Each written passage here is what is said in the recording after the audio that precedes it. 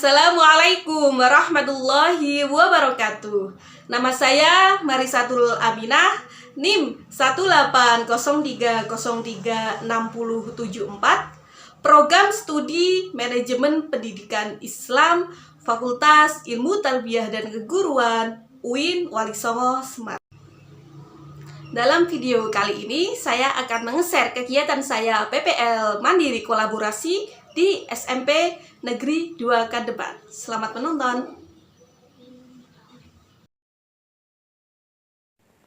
Perpustakaan SMP Negeri 2 Kandeman.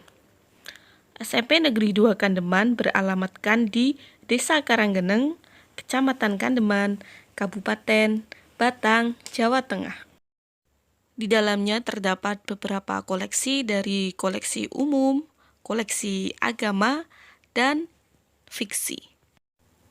Contohnya kesastraan, psikologi, ilmu-ilmu sosial, bahasa, dan juga berbagai novel yang bisa menginspirasi siswa SMPN 2 Kandeman.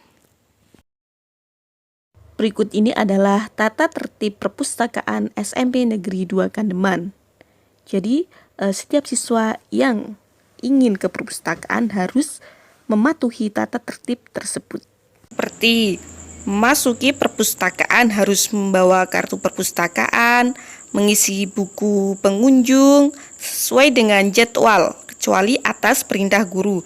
Jadi ada jadwal kelas 8 itu hari apa, kelas 7 hari apa, dan kelas 9 itu hari apa.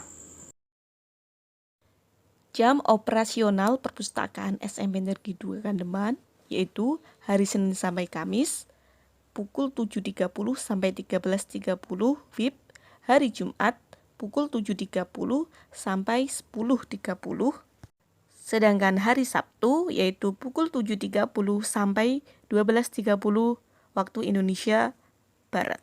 Kegiatan pertama PPL kolaborasi di SMPN 2 Kandeman yaitu menyampuli buku.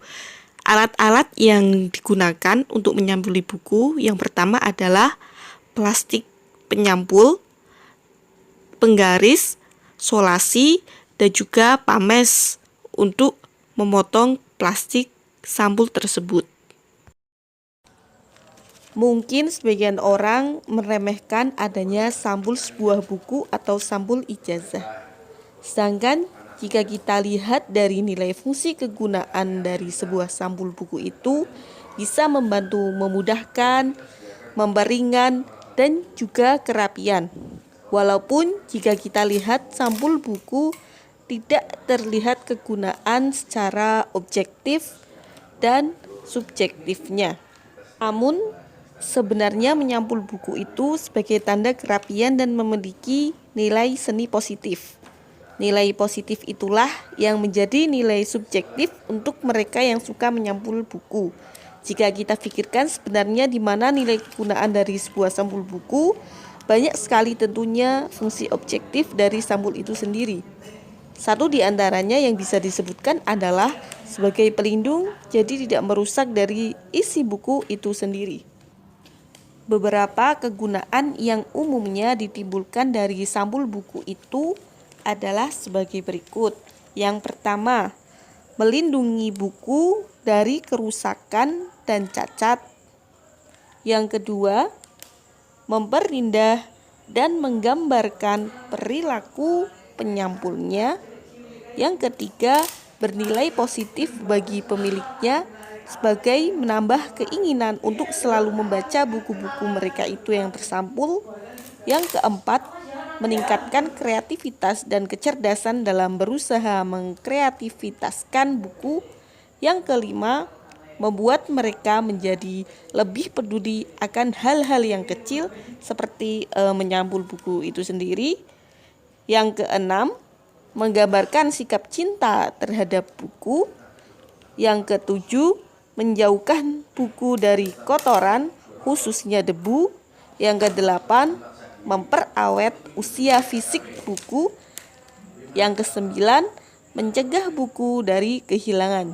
Jadi banyak sekali manfaat dari menyampul buku tersebut. Pustakaan SMPN 2 Kandeman ini, semua buku disampul dengan rapi. Jadi buku paket yang akan dibagikan dengan siswa pun itu sebelumnya disampul oleh petugas perpustakaan SMP Negeri 2 Kandeman. Selanjutnya adalah proses shelving. Apa sih shelving itu? Shelving merupakan proses pengorganisasian koleksi yang sangat bersentuhan langsung antara koleksi dengan pemustaka dalam kelancaran temu balik informasi. Kegiatan shelving ini menjadi salah satu penentu keberhasilan.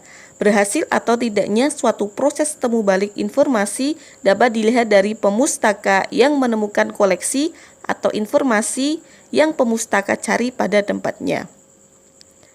Shelving yang baik adalah shelving yang memperhatikan faktor-faktor yang terkait dengan perpustakaan. Beberapa di antaranya adalah tipe pemustaka, jenis perpustakaan, dan sistem layanan yang digunakan oleh perpustakaan.